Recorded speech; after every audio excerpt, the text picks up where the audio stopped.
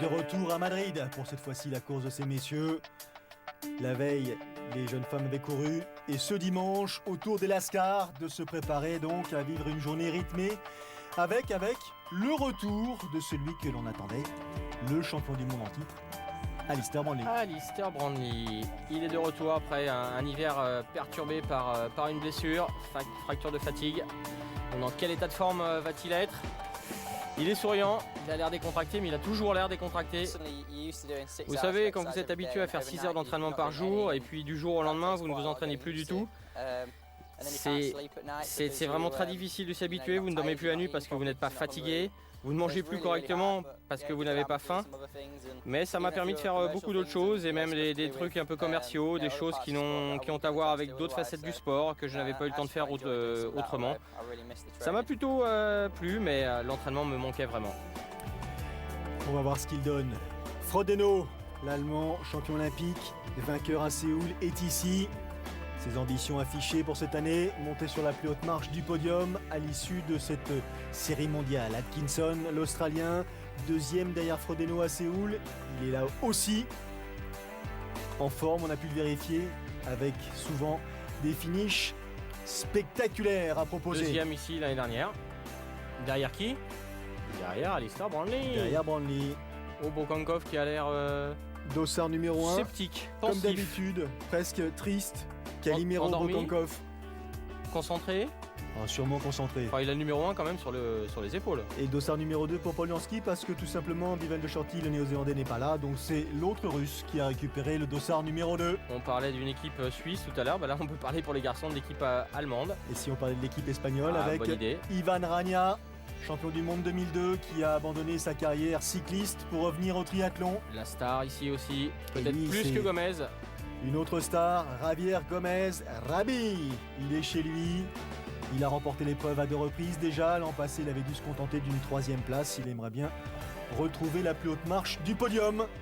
On va voir ça d'ici une poignée de secondes. En tout cas, une chose est sûre, c'est Gomez à Madrid, chez lui. C'est un homme très très pris pendant la course, bien sûr, et en dehors, très sollicité, médias, conférences de presse. Il faut répondre aux questions, être disponible, savoir aussi représenter son sport dans sa ville. On peut lui dire merci et je pense que les Madrilènes et les Espagnols lui en sont reconnaissants.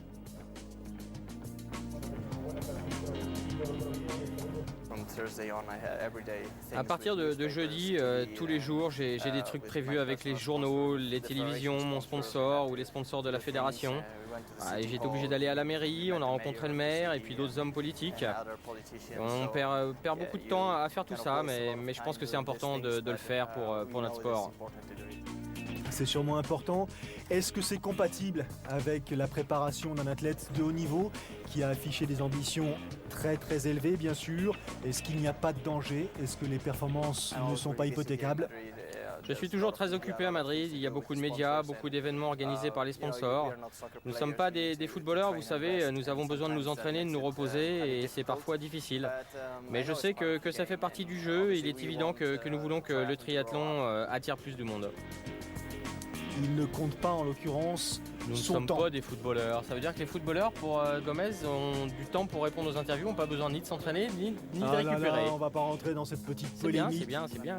Surtout en Espagne. Une polémique entre sportifs qui s'apprécient et qui savent effectivement avoir une forme de respect les uns pour les autres.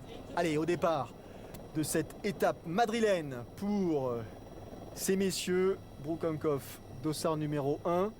Les Français. Docherty n'étant pas là, c'est Polianski qui a récupéré le dossard numéro 2.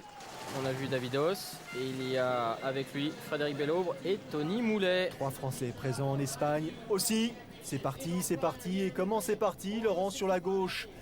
Il y a 2 petits départs un peu plus rapides. Obokankov s'était mis sur la droite du ponton, donc sur la gauche de notre image. En tout cas, une chose est certaine, c'est que dans ses pieds, Javier Gomez a pris un départ assez médiocre.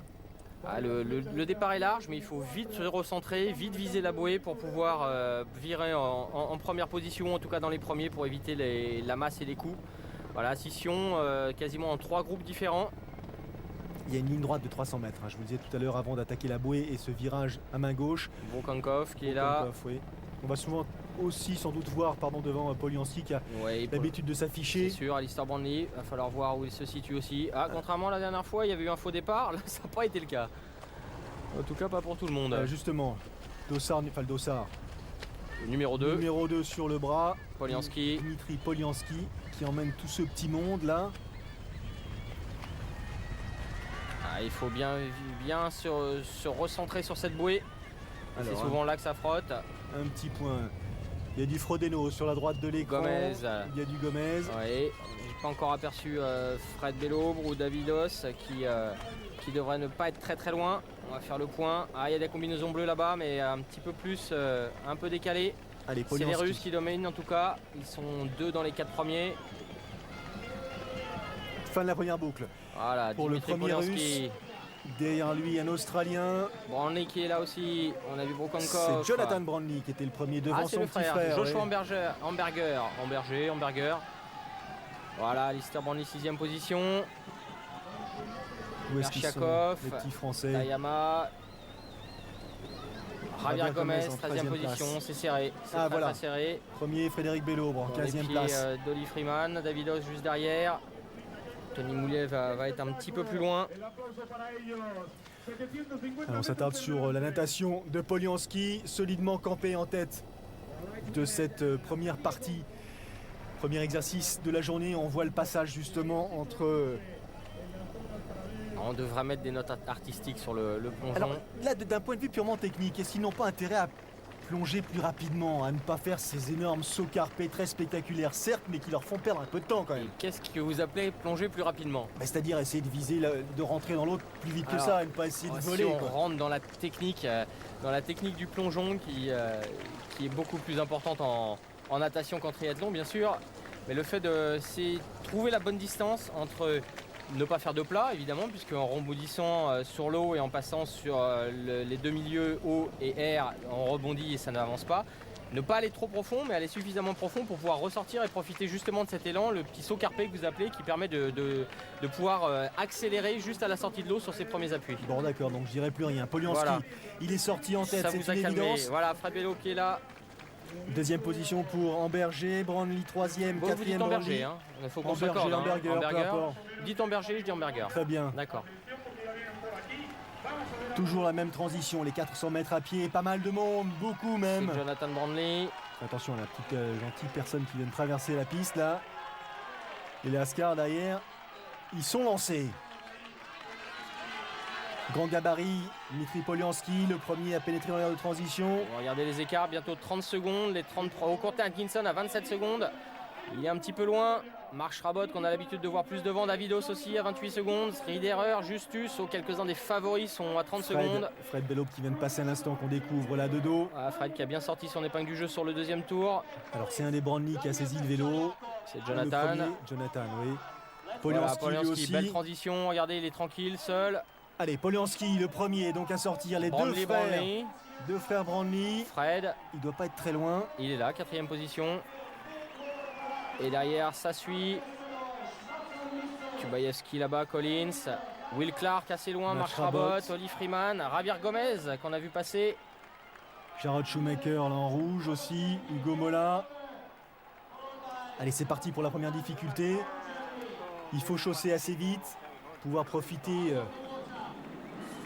de toute la puissance sur le vélo avant d'attaquer cette première bosse. Enfin cette bosse que l'on va franchir à 8 reprises. Voilà, 7 bosses 8 fois. Nous sommes bien d'accord. Alors devant, Polianski, Hamberger, Brownlee, Bellobre, Maxime Cyr, James Cyr. Ah oui, à chaque fois vous me la faites. Javier Gomez. Un petit point sur le classement. Respirons un peu, Vincent. Brownlee, il va falloir s'y habituer. Alors, un Russe, 2 Russes, ici premier, 2 Anglais. 2 Anglais, un Français. Un Espagnol.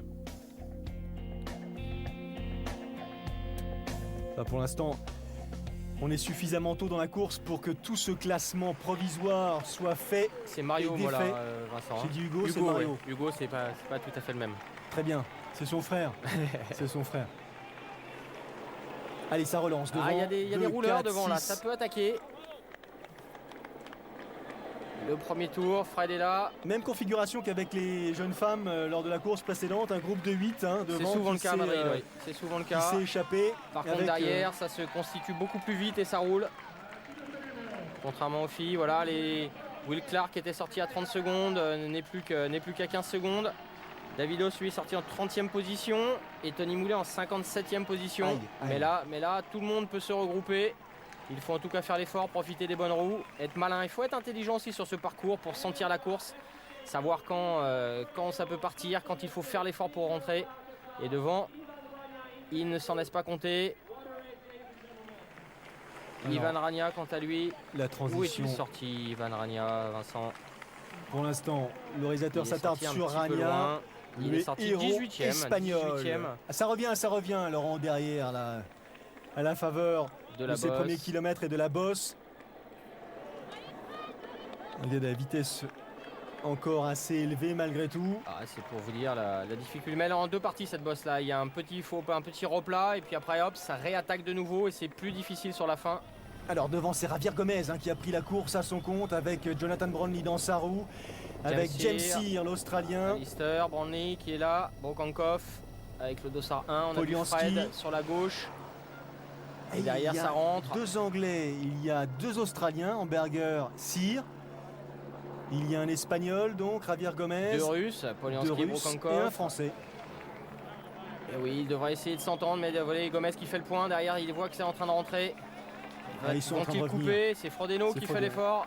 Frodeno qui emmène le groupe. Champion olympique fait lui-même les efforts. Avec Match Rabot là qui aussi. Il y a tout le monde là. Ils sont tous là. Marquez qui est là. On a aperçu Reto Hugues. Allez, on retrouve Alistair Brownlee. Brownlee relayé par Frédéric Bellobre. Alors, c'est un très beau parcours pour un triathlète complet et pour être honnête, c'est un des seuls sur ces séries mondiales où on peut vraiment faire la différence en vélo. Avec la bosse qui est très difficile, qui vient très tôt après la natation, avec la chaleur, c'est vraiment un super parcours de vélo. J'espère que ça explosera un petit peu dans l'eau, même si ce n'est pas nécessaire, si quelqu'un qui a vraiment les bonnes jambes peut attaquer sur le premier tour du vélo. Et il est clair que si ça peut vite exploser, en tout cas moi je serai dedans, j'essaierai de tout faire pour que ce soit le cas.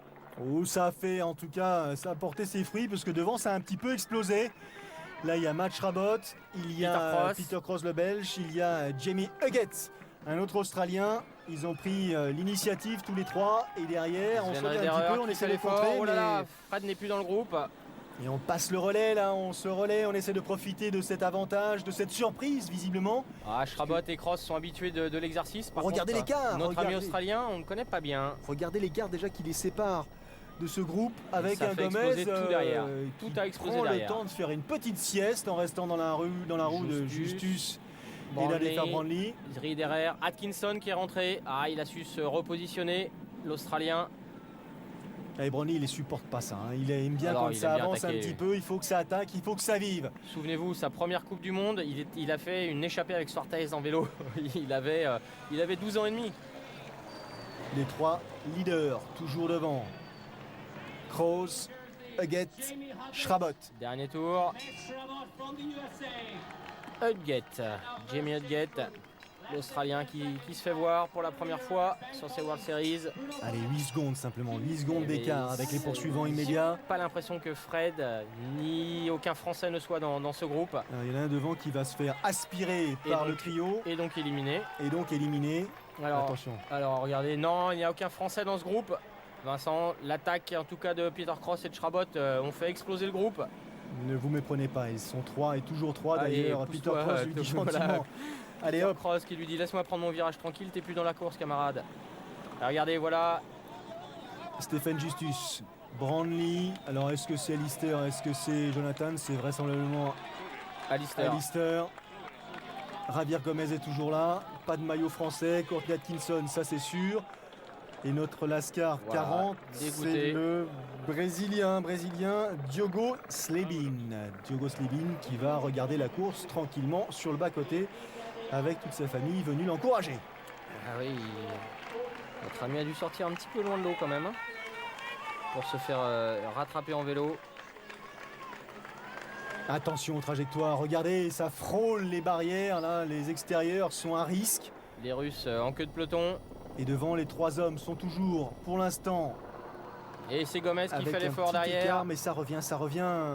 Javier Gomez. Et il est bien en vélo, Javier. Très très fort en vélo. Riederer, Atkinson, Bruno Pais qui rentre aussi, Stéphane Justus, Alistair Brownlee. James Shear, toujours là. Un Américain qui est dans le coin. Et Frodeno. Ah, Frodeno qui subit un peu. Allez, encore un virage serré. Un des derniers avant l'ère de transition. 2, 4, 6, 8. Ils sont 10. Ça y est. Belle partie de manivelle en tout cas. Il l'avait annoncé à Alistair Brownlee. C'est un parcours pour costaud. Et les costauds sont devant. En tout cas, une partie. Il les soigne parce que même là, à l'issue du parcours cycliste, il y a une petite course à pied sympa avant d'aller poser vélo, quand même. Alors Atkinson en gros plan avec Gomez à l'extérieur sur le côté droit de l'écran. Riederer.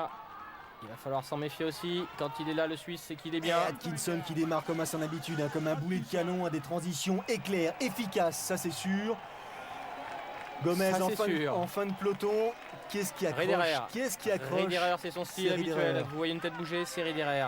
On a toujours l'impression qu'il est à l'agonie, mais il tient. Oh, il y en a un qui accélère là. C'est Brownlee, c'est Brownlee. Attention, surveillez. Ne devine pas qu'il va gagner. Il Alistair revient, ne me dites pas Brownlee. ça. Regardez-le là, en gros c'est sa plan. foulée habituelle. Combinaison noire. Et derrière, Frodeno, Will Clark.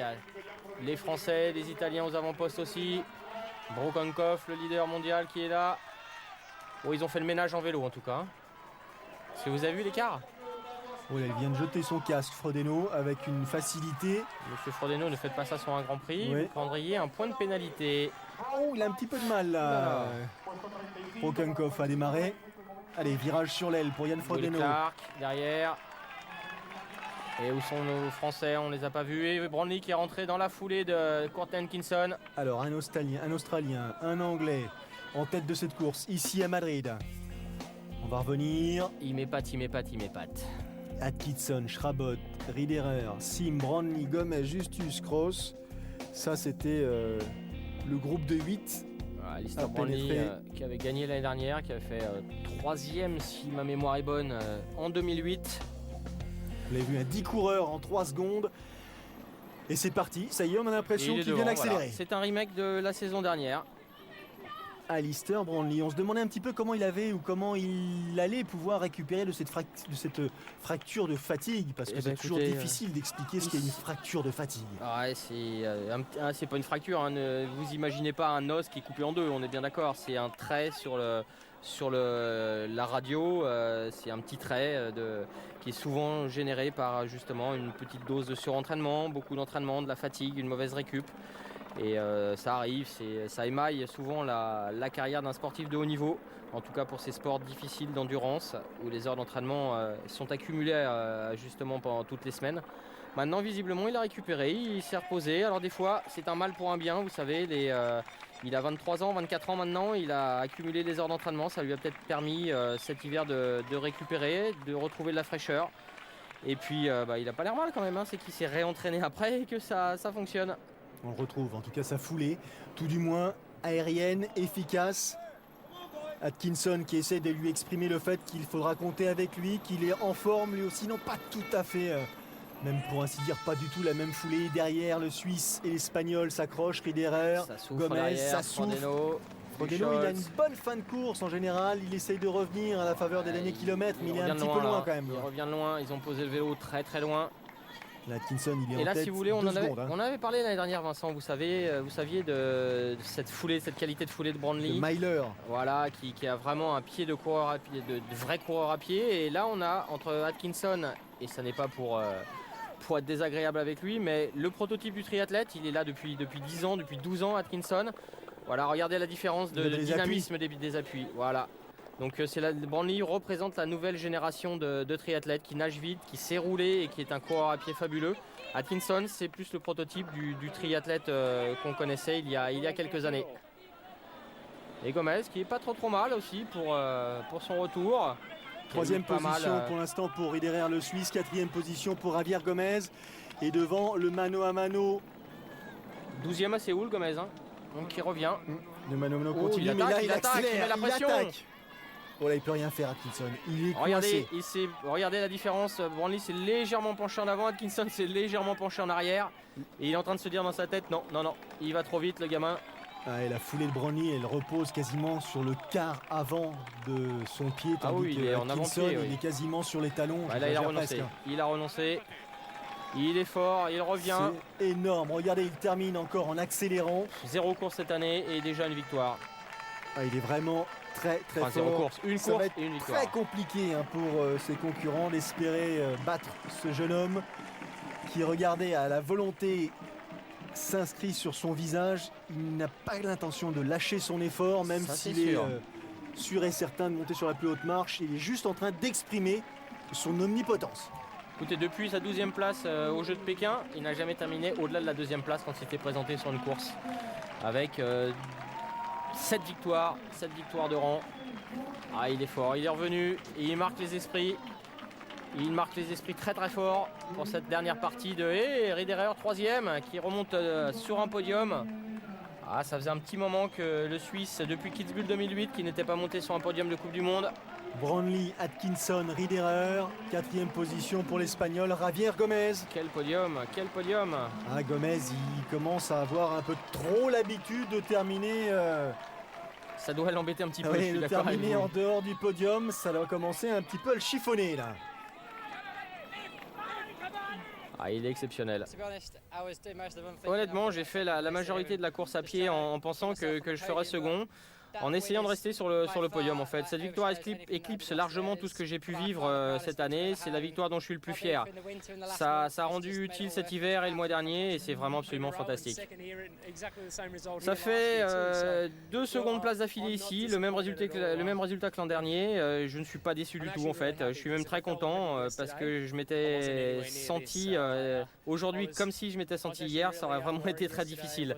Hier j'étais très inquiet, je me sentais pas bien du tout. Alors courir comme ça aujourd'hui, après avoir aussi mal nagé, j'ai vraiment l'impression que j'ai utilisé mon joker.